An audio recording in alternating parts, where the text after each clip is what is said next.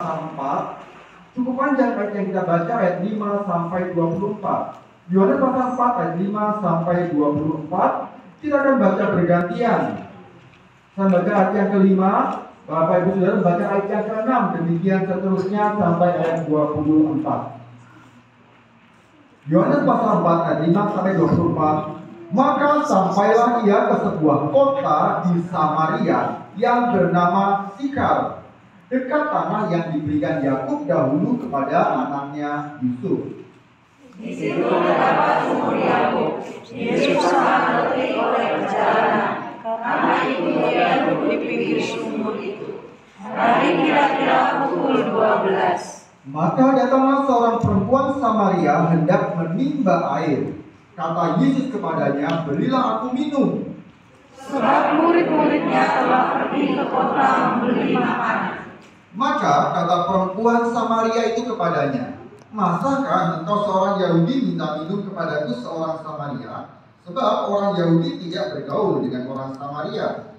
Sebab Yesus kepadanya, jikalau kau tahu nama-namanya apa, dan siapakah dia yang berkata padamu, berilah aku minum, niscaya engkau telah meminta kepadanya, dan dia telah memberikan kepadamu air hidup. Kata perempuan itu kepadanya, Tuhan, engkau tidak punya timba, dan sumur ini amat dalam. Dari manakah engkau memperoleh air hidup itu? Adakah kau lebih besar daripada bapa kami Yakub, yang memberikan sumur ini kepada kami, dan yang telah minum sendiri dari dalamnya, ia serta anak-anaknya dan ternaknya? Jawab Yesus kepadanya, barang siapa minum air ini, ia akan haus lagi. Tetapi barang siapa minum air yang akan diberikan kepadanya, ia tidak akan haus untuk selama-lamanya. Sebaliknya air yang akan kuberikan kepadanya akan menjadi mata air di dalam dirinya, yang terus-menerus memancar sampai kepada hidup yang kekal. Kata perempuan itu padanya, Tuhan, berikanlah aku air itu supaya aku tidak haus dan tidak usah datang lagi ke sini untuk menimba air. Kata Yesus kepadanya, pergilah, panggillah suamimu dan datanglah ke sini. Kata perempuan itu, aku tidak mempunyai suami. Kata Yesus kepadanya, tepat katamu bahwa engkau tidak mempunyai suami. Sebab engkau sudah mempunyai 5 suami, dan yang ada sekarang padamu bukanlah suamimu. Dalam hal ini engkau berkata benar. Kata perempuan itu padanya, Tuhan, nyata sekarang padaku bahwa engkau seorang nabi. Nenek moyang kami menyembah di atas bumi, tetapi kamu katakan bahwa Yerusalem adalah tempat orang meninggal. Kata Yesus kepadanya, percayalah kepadaku, hai perempuan, saatnya akan tiba, bahwa kamu akan menyembah Bapa bukan di gunung ini dan bukan juga di Yerusalem. Kamu menyembah apa yang tidak kamu kenal, kami menyembah apa yang kami kenal, sebab keselamatan datang dari bangsa Yahudi. Tetapi saatnya akan datang dan sudah tiba sekarang, bahwa penyembah-penyembah benar akan menyembah Bapa dalam roh dan kebenaran, sebab Bapa menghendaki penyembah-penyembah demikian. Allah itu roh, dan barang siapa menyembah dia, harus menyembahnya dalam roh dan kebenaran. Puji Tuhan, Bapak Ibu sekalian, kita baca satu kisah di mana Yesus berjumpa dengan seorang perempuan Samaria di kota Sikar. Ya, Sikar itu adalah salah satu kota di daerah Samaria. Dan kita mengetahui bersama dari ayat yang kita baca tadi bahwa orang Yahudi tidak bergaul dengan orang Samaria. Ada permusuhan. Dan sejarah memang mencatat bahwa dua etnis ini bermusuhan sejak lama. Ada banyak faktor yang membuat mereka bermusuhan. Dan salah satunya adalah karena perbedaan ibadah. Dua-duanya sama-sama menyembah Allah Yahweh, Allah Yehova. Tetapi mereka memiliki cara penyembahan, cara ibadah yang berbeda. Orang-orang Samaria memusatkan ibadahnya di Gunung Gerizim. Sementara orang-orang Yahudi memusatkan ibadahnya di Yerusalem. Dan itu juga menghasilkan ketegangan-ketegangan, ketidakakuran, ketidakcocokan antara orang Yahudi dan orang Samaria. Tapi kita lihat pada pembacaan ini, justru Yesus membuka pembicaraan dengan orang Samaria. Karena apa? Karena dia tahu bahwa orang Samaria pun harus menerima keselamatan. Keselamatan bukan hanya milik orang Israel, orang Yahudi, tapi orang-orang di sekelilingnya, bahkan seluruh manusia di muka bumi harus mengerti tentang keselamatan. Itu sebabnya Yesus membuka pembicaraan melalui orang kunci yang ada di Samaria, yaitu perempuan Samaria. Dia tahu ketika perempuan Samaria ini mengenal Yesus, dia pasti akan membawa orang-orang Samaria datang kepada Yesus. Nah, apa yang perlu kita pelajari pada pagi hari ini? Hari ini kita akan belajar bahwa yang utama dalam hidup kita adalah kita mengalami perjumpaan dengan Tuhan. Bukan sekedar ritual ibadah, bukan sekedar rutinitas ibadah, karena ritual ibadah itu tidak sanggup mengubah hidup manusia.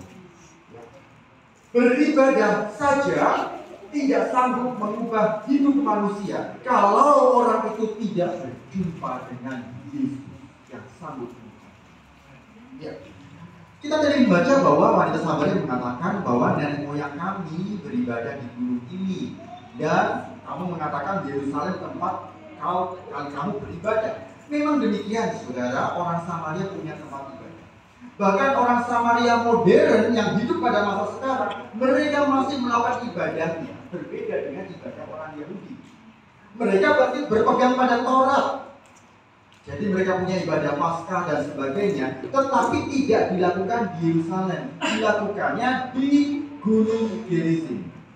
Nah, kalau kita lihat bahwa orang-orang Samaria itu adalah orang yang beribadah, orang yang mengenal Tuhan, orang yang melakukan ritual agama, tapi kenyataannya perempuan Samaria ini hidupnya tidak diubah. Perempuan Samaria tahu tentang kebenaran, walaupun tidak lengkap. Dia tahu tentang Mesias, dia tahu tentang ibadah, dia tahu tentang tradisi turun-temurun bagaimana Yakub bapak leluhur mereka. Dan luar biasa, sumur yang ada di hadapannya adalah sumur yang umurnya sudah ribuan tahun. Sejak Yakub hidup sampai wanita Samaria ini ada, sumur itu masih berair dan masih ambil airnya.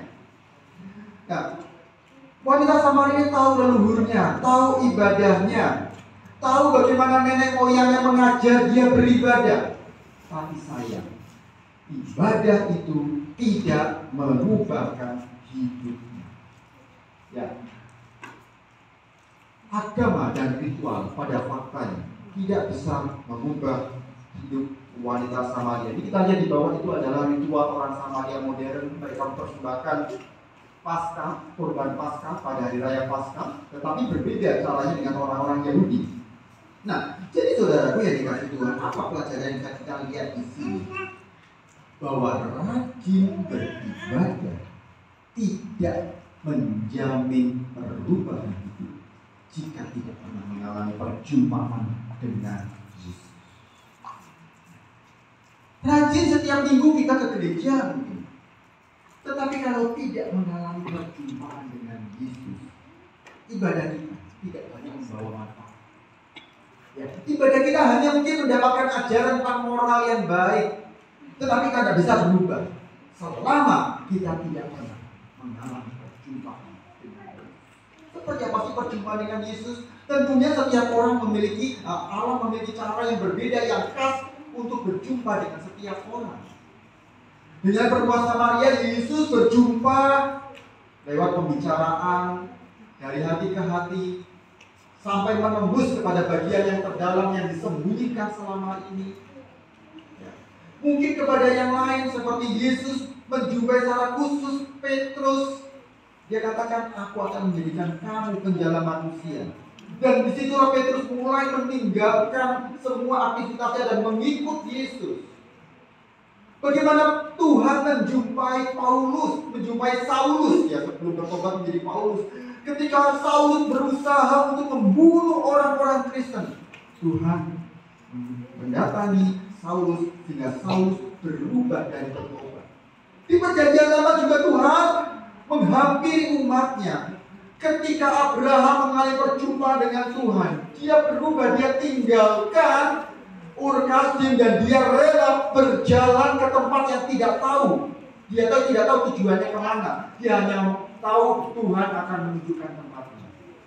Ketika Yakub mengalami perjumpaan dengan Tuhan dalam wujud malaikat, dia diubahkan hidupnya. Nah, saudara yang dikasih Tuhan, sudahkah dalam hidup kita mengalami perjumpaan dengan Tuhan yang membaharui roh? Bukan sekedar ritual ibadah dari kecil kita sekolah minggu, kemudian masuk masa remaja kita dibaptis, kemudian mengikuti ibadah, mengikuti berjamaah kudus. Itu menjadi hal yang rutin kita lakukan. Tapi sudah kita mengalami Yesus dalam hidup kita. Gimana tuh Pak? Minta, Tuhan, aku ingin mengalami Engkau dalam hidupku, sehingga itu benar-benar membaharui hidupku. Tokoh-tokoh dalam Alkitab cukup banyak diubahkan ketika dia mengalami jamaah Tuhan, mengalami perjumpaan dengan Tuhan. Jadi sudah dikasih Tuhan, yuk kita coba lihat dalam hidup kita. Jangan-jangan hidupku seperti wanita Samaria, beribadah, tapi gak mengerti esensi ibadah. Sehingga Yesus menjelaskan, penyembah yang benar akan menyembah Bapa dalam roh dan kebenaran, bukan menyembah di gunung Gerizim atau menyembah di Yerusalem, karena Allah kita adalah Allah. Berbicara tentang kesehatan roh, Tuhan mau roh kita terpulihkan, dihubungkan kembali dengan Allah yang adalah roh. Kita memang punya tubuh, jiwa, dan roh, itu manusia, ya.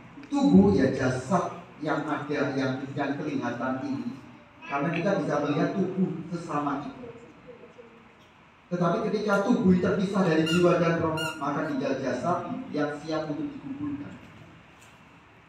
Kemudian di dalam hidup kita juga selain memiliki tubuh, kita memiliki jiwa dan roh. Apa itu jiwa? Jiwa itu tempat di mana kita berpikir, tempat di mana kita punya perasaan, merasa senang, merasa sedih, merasa sukacita, merasa bahagia, merasa jengkel, merasa marah. Itu tempat jiwa kita. Dan kita punya kehendak, keinginan untuk ini, keinginan untuk itu, keinginan untuk refreshing, keinginan untuk jalan-jalan, itu semua ada dalam jiwa kita. Tapi ada satu bagian terdalam dari hidup manusia, yaitu roh, di mana disitulah kita bisa terhubung dengan Sang Pencipta. Disitulah kita bisa bertemu dengan Allah, bisa menyadari kehadiran Allah. Itu yang membedakan manusia dengan binatang. Binatang tidak punya roh. Binatang tidak bisa menyadari kehadiran Tuhan dan tidak bisa terhubung dengan Sang Penciptanya. Tapi manusia punya roh. Dan saya rindu kita semua, ketika belajar kesehatan, kita bertanya, Tuhan, sudahkah rohku dipulihkan? Aku ingin mengalami dalam hidupku pengalaman perjumpaan pribadi dengan Engkau. Aku tidak mau kekristenan Tuhan hanyalah sekedar tahu, sekedar kata orang. Suatu ketika Ayub diizinkan Tuhan mengalami pencobaan begitu rupa, ya, ternyata Tuhan punya mau. Pada akhir dari pencobaan yang dialami oleh Ayub, Ayub berkata, selama ini aku mengenal Engkau dari kata orang. Aku percaya kepada Tuhan dari kata orang, atau dengan kata lain, aku mengenal Tuhan dari kata pendeta, aku mengenal Tuhan dari kata pengkhotbah, dari kata pengajar-pengajarku. Tetapi kalau Ayub yang tadi berkata, aku selama ini mengenal Engkau dari kata orang, sekarang aku mengenal Engkau muka dengan muka. Artinya Ayub mengalami sendiri kehadiran Tuhan dalam hidup. Jadi kita semua di tempat ini benar-benar pernah mengalami perjumpaan dengan Tuhan pribadi lepas kita. Karena itu yang akan mengubahkan kita. Ritual ibadah tidak mengubahkan. Nah, apa yang akan kita dapatkan?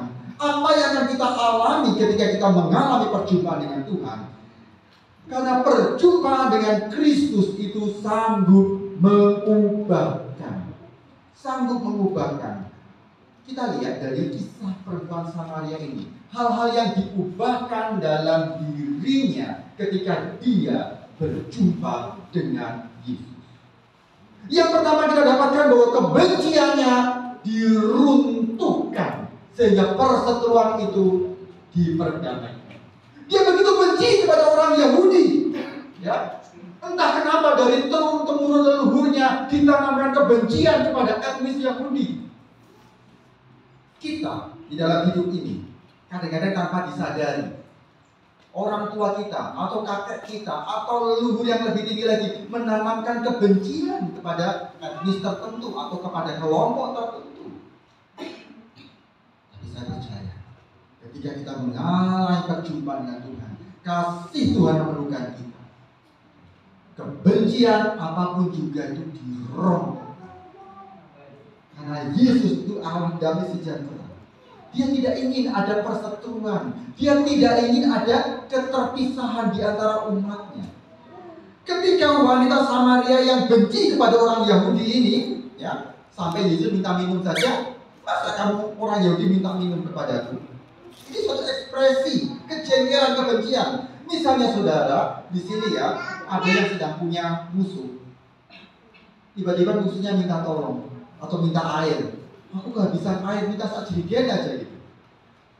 Kalau kita punya musuh, pasti ekspresi ini akan muncul seperti yang dikatakan oleh perempuan Samaria. Masa kamu orang Yahudi minta air kepadaku?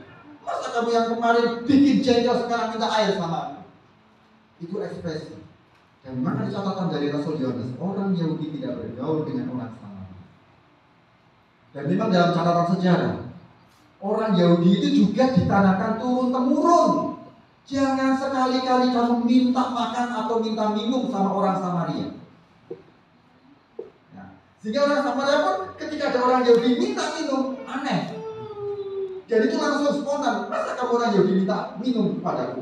Nah saudaraku, yang berseteru ini diperdamaikan karena Allah kita adalah Allah damai sejahtera. Kedatangannya ke dunia adalah untuk meruntuhkan tembok pemisah. Meruntuhkan tembok pemisah, perseteruan. Perseteruan antara apa? Salib itu gambaran vertikal dan horizontal.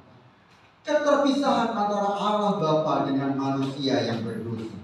Antara Allah dan manusia tidak bisa terhubung. Kita takut menghadap Tuhan, atau ada terasa seperti tembok yang menghalangi sehingga kita tidak bisa menghampiri Tuhan. Itu diperdamaikan.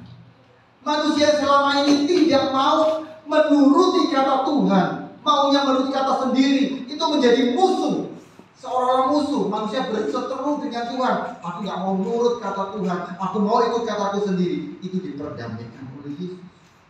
Salib memperdamaikan manusia dengan Allah, tapi juga horizontal, memperdamaikan manusia dengan sesamanya. Orang Yahudi yang merasa superior dibandingkan bangsa-bangsa lain diperdamaikan.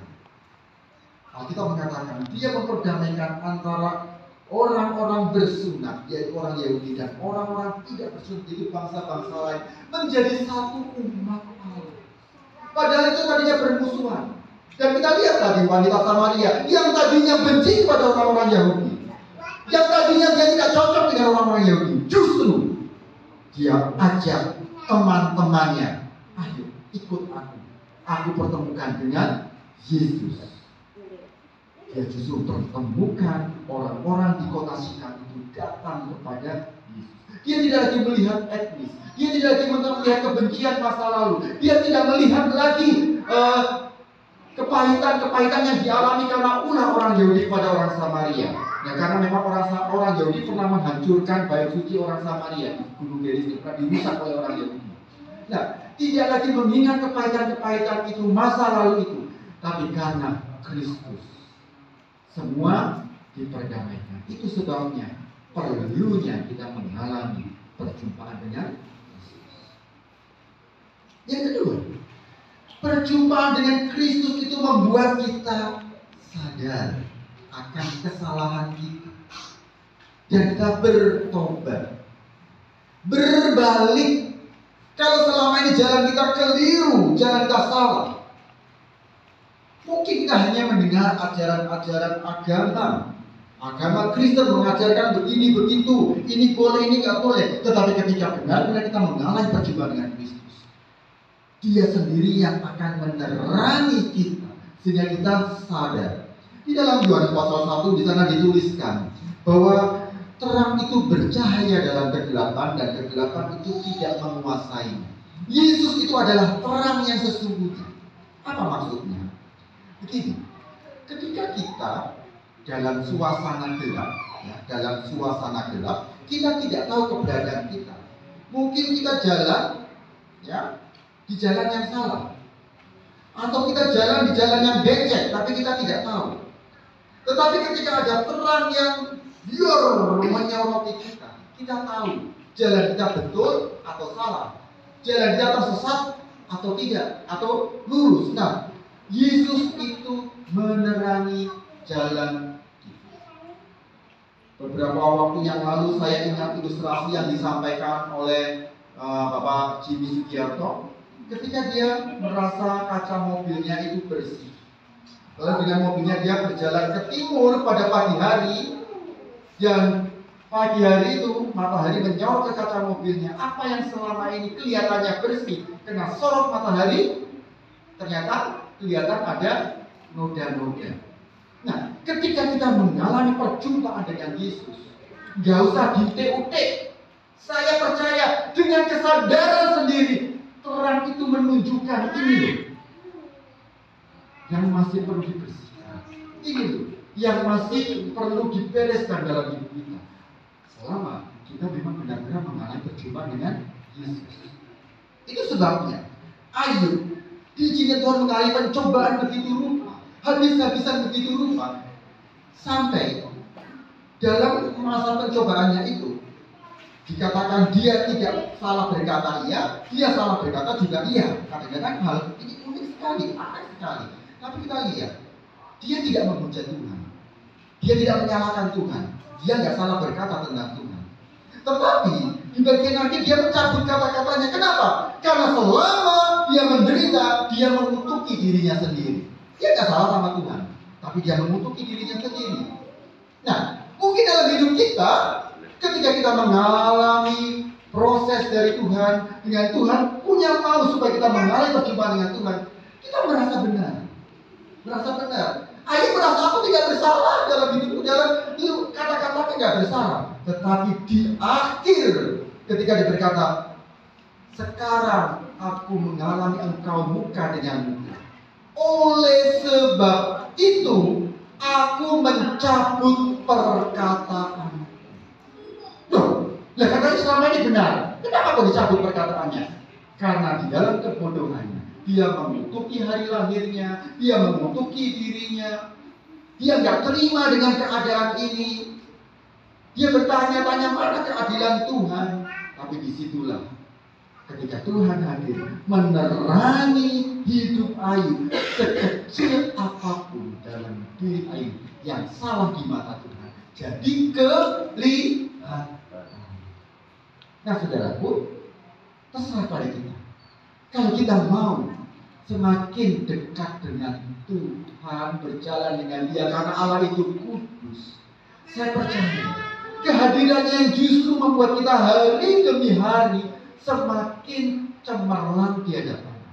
Yang kecil-kecil tidak benar itu semakin kelihatan dan kita bersihkan.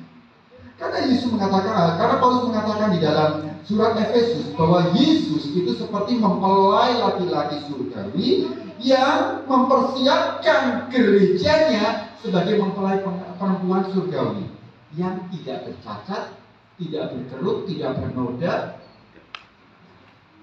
sepadan dengan Dia. Itu sebabnya Dia hadir sebagai terang. Dan ketika kita bertemu dengan Sang Terang itu, saya percaya segala dosa kita, segala kekotoran kita, segala noda kita, apa yang selama ini kita anggap tidak salah, tapi justru buat sadar itu salah. Ketika kita bertemu dengan Tuhan, ketika kita mengalami Tuhan sungguh-sungguh, apa yang selama ini kita pikir benar itu, gimana salahku? Ketika kita benar-benar mengalami perjumpaan dengan Tuhan, gak usah orang lain ngomong seperti Ayub, aku mencabut kata-kata. Sadar dia ada salah dalam kata-kata. Kita pun akan mengalami hal yang sama. Kita merasa diri benar, merasa gak ada salah. Tapi ketika mengalami perjumpaan dengan Tuhan, entah lewat apa, seperti Saulus kah, seperti perempuan Samaria kah, seperti Petrus, seperti Abraham, seperti Yakub, seperti Ayub, ketika kita mengalami perjumpaan dengan Tuhan, kita akan diterang, dan semua yang kita anggap tadinya benar ternyata salah. Dan Tuhan, ini aku menyadari kesalahanku, aku mohon ampun, aku mencabut kata-kataku, aku mohon ampun di hadapan. Itu ketika kita mengalami perjumpaan dengan Tuhan.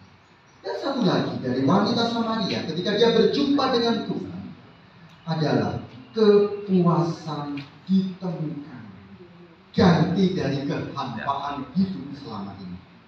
Perempuan Samaria dikatakan dia mencari kepuasan. Kepuasan dalam hal apa? Mungkin dia adalah orang yang haus kasih sayang.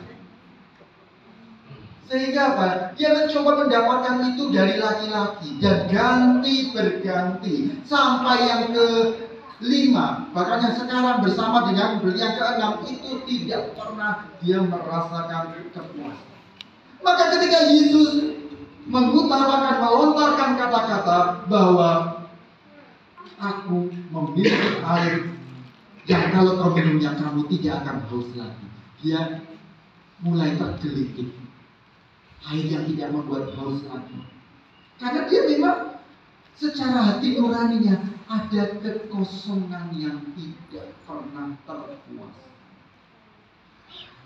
Seorang tokoh Kristen abad 18 kalau tidak salah, namanya Blaise Pascal, dia mengatakan dalam hati manusia, dalam relung hati manusia itu ada satu ruang yang tidak bisa diisi dengan apapun juga selain oleh kehadiran Sang Pencipta.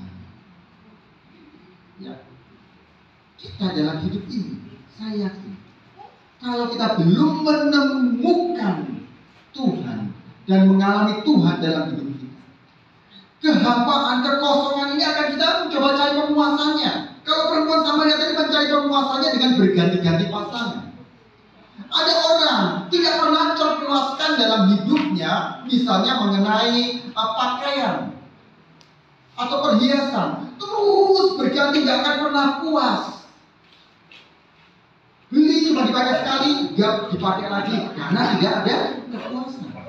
Atau ganti-ganti apa saja. Ini yang dikatakan oleh wanita, dikatakan oleh kita bahwa perempuan ini berganti-ganti pasangan.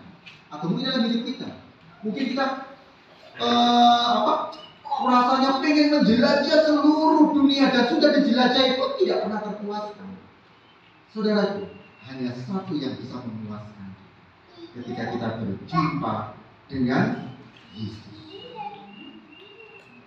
Kalau sudah sampai saat ini belum pernah mengalami itu, minta Tuhan, aku ingin mengalami jamahan lawatanmu. Bukan hanya sekali Tuhan, berkali-kali dalam hidupku. Aku mau berjalan bersama Engkau. Aku mau rohku connect selalu dengan Engkau Tuhan. Karena itu yang membuat kita semakin hari semakin serupa dengan Kristus.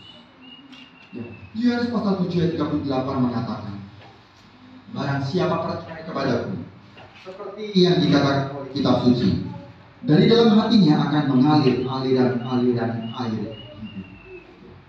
Ketika Yesus berkata kepada perempuan Samaria, kalau kamu menerima air yang daripadaku, air itu tidak akan membuat kamu haus lagi, tetapi air itu akan terus memancar dalam diri manusia, akan menjadi aliran air. Yang sudah dikasih Tuhan, mari kita bercermin dalam hidup kita. Selama ini, apa tujuan kita datang ke gereja? Hanya rutinitas-kah? Ya, orang Kristen kalau minggu ke gereja, atau karena sungkan sama Ibu Gembala, waduh nanti kalau datang ke gereja ditanya Ibu Gembala kemarin kemana? Apa tujuan kita dalam ibadah?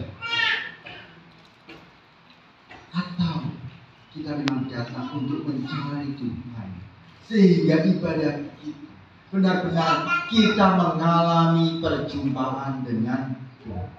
Dan saya rindu dalam setiap ibadah kita bukan hanya meyakini Allah hadir, sebagaimana firman Tuhan mengatakan, di mana 2-3 orang berkumpul dalam nama Tuhan hadir. Bukan hanya cara iman kita meyakini kehadiran Allah, tapi kita pun mengalami jamahan Tuhan dalam setiap ibadah kita. Amin.